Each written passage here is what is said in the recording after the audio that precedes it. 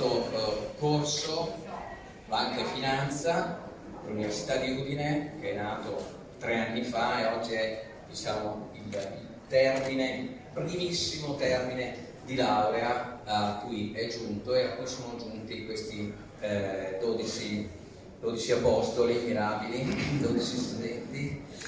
Il territorio, perché naturalmente noi vogliamo che questi siano i primi 3 anni di questo corso e che altri corsi che verranno, ce ne sono anche altri già attivati qui, che dureranno parecchio, che diano assolutamente, consolidino quella che è. Nel sentire le loro esigenze dal punto di vista occupazionale, dal punto di vista formativo, dal punto di vista del tempo libero, deve essere una priorità per non dimenticarli e per consentire loro di diventare i protagonisti e la leva su cui fare forza per consentire a Pordenone di raggiungere obiettivi ancora più ambiziosi. Allora cominciamo con chiamare il signor Alfenore Ivan.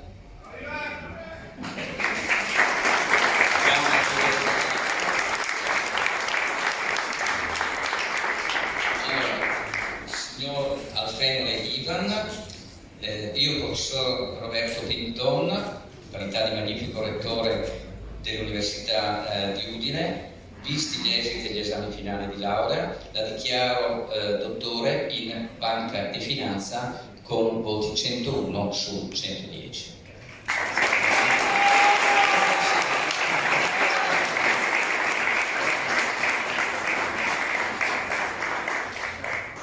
Di laurea, la dichiaro dottore in Banca e Finanza con punti 110 su 110 e lode.